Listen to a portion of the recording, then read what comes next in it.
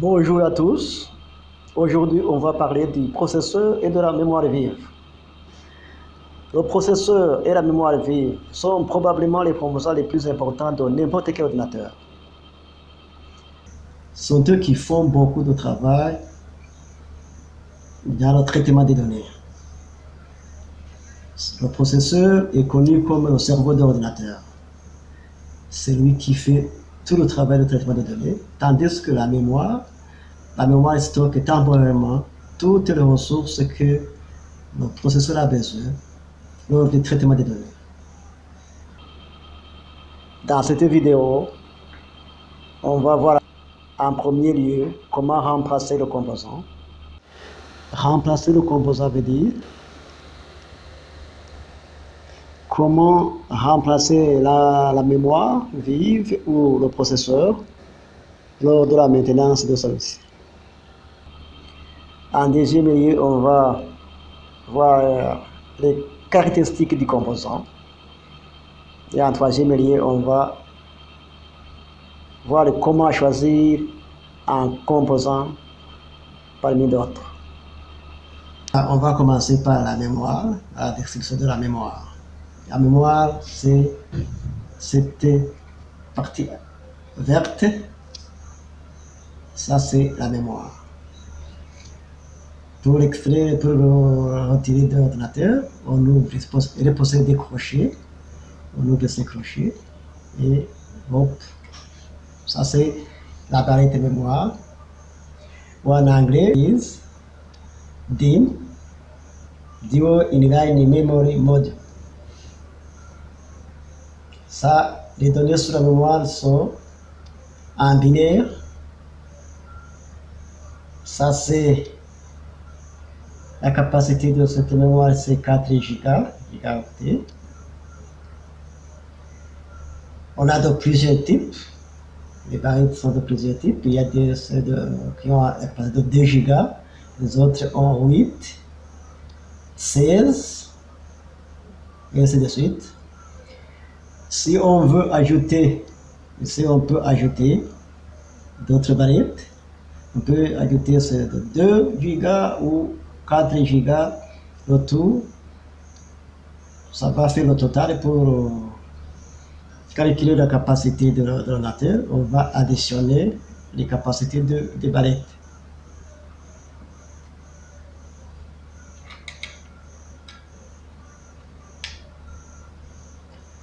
On pousse, les crochets s'ouvrent et la mémoire retourne en place.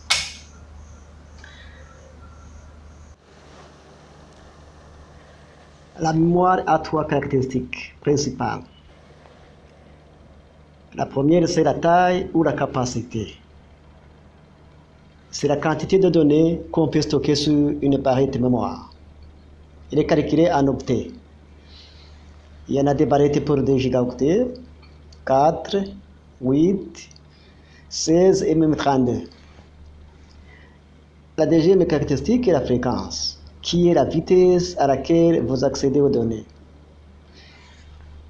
Il est calculé en MHz. La troisième caractéristique, c'est la latence. La latence qui représente le temps d'inertie de la mémoire vive avant de répondre à une commande du processeur.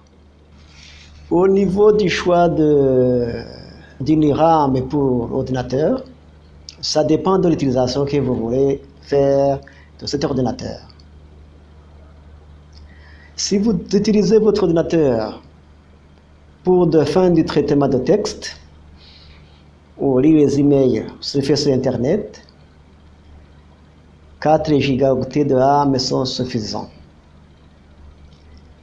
Pour les jeux, il faut disposer d'au moins 8 gigaoctets de RAM. Le montage vidéo, le traitement photo, au moins 16 gigaoctets, voire même plus, sont nécessaires. Aussi, il ne suffit pas de voir seulement la quantité ou la taille de la RAM et réfléchir à la vitesse de la RAM. Plus la fréquence est élevée, plus importante sera la masse de données susceptibles d'être transférées en mémoire à un moment donné. Pour le processeur se trouve ici. en dessous de cette plaque carrée. Le processeur est très gourmand en chaleur, il fait beaucoup de travail et il a besoin de beaucoup d'énergie et il en dégage aussi beaucoup. C'est pourquoi il y a un système de refroidissement. Tout ce système de ventilateur, ce type en cuivre, cette pièce carrée font le système de refroidissement du processeur.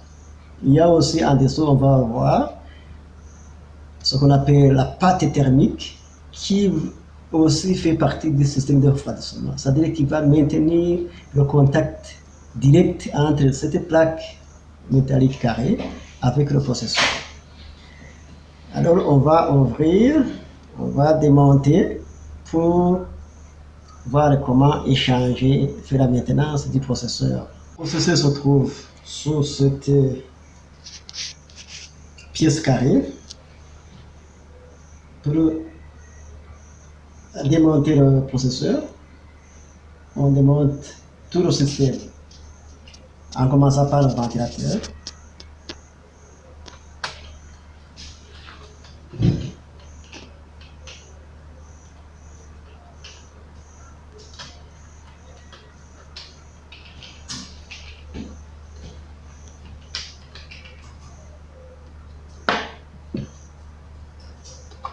On arrive le connecteur.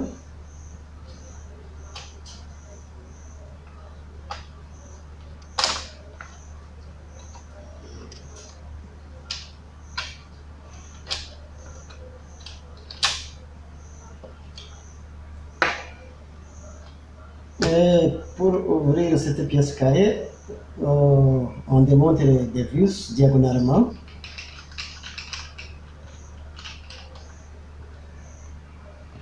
Après, on vient ici.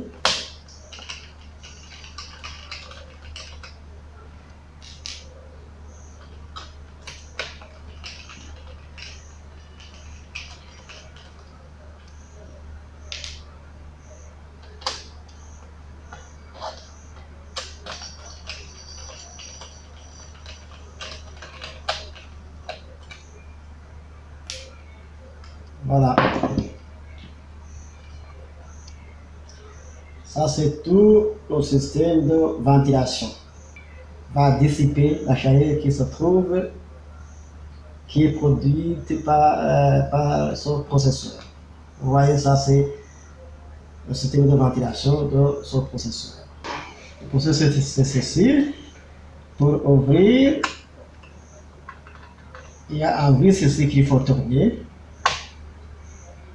Le tourner à gauche. Et ça va lâcher. C'est ça. Ça, c'est le processeur. C'est une puce informatique plus grande. Ça, c'est celui qui fait tout le travail de l'ordinateur. Le travail de traitement de données. Voilà, ici, il y a la pâte thermique. Ça, c'est tout le relié avec convenablement avec cette plaque métallique pour dissiper la chaleur ou pour refroidir le processeur. La pâte thermique est très importante car elle évite les poches d'air qui pourraient être entre le processeur et le radiateur. Le radiateur qui est cette pièce métallique carrée, vu que l'air conduit très mal la chaleur. Malgré le travail que fait le processeur, il est carrément remplaçable, il est très robuste. Mais si il arrive de le remplacer, il faut lire le modèle de ce processeur et aller au marché, acheter au marché local ou chercher ça en ligne. Et à chercher un autre modèle qui est compatible avec votre carte mère. Le mettre en place. C'est le sens inverse.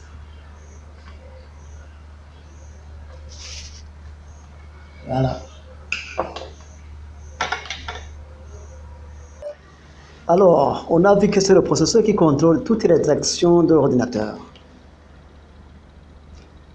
Pour cela, il faut que ce processeur ait des performances considérables. Pour accroître les performances d'un processeur, les fabricants ont instauré l'utilisation de plusieurs cœurs physiques. Ils ont créé des processeurs à 2 cœurs, 4 cœurs, 8 cœurs, 16 cœurs et plus. On peut dire que ces cœurs sont des processeurs que l'on met ensemble, l'un à côté de l'autre, pour avoir des performances importantes. Alors, lequel processeur choisi? On a 2 gros fabricants. Il y a Intel et AMD. Intel avec ses processeurs i3, i5, i7 et AMD avec ses processeurs Ryzen 3, Ryzen 5, Ryzen 7. Pour les multimédias, un processeur avec 2 cœurs physiques suffit. Pour le gaming, il faut utiliser 4 cœurs. Pour l'usage plus poussé, montage vidéo, un processeur avec 6 cœurs physiques suffit. C'est la fin de cette vidéo et merci de l'avoir regardée. Si vous avez été intéressé, je vous invite à vous abonner à ma chaîne, à faire des commentaires constructifs et à liker nos vidéos pour nous encourager. Je vous remercie.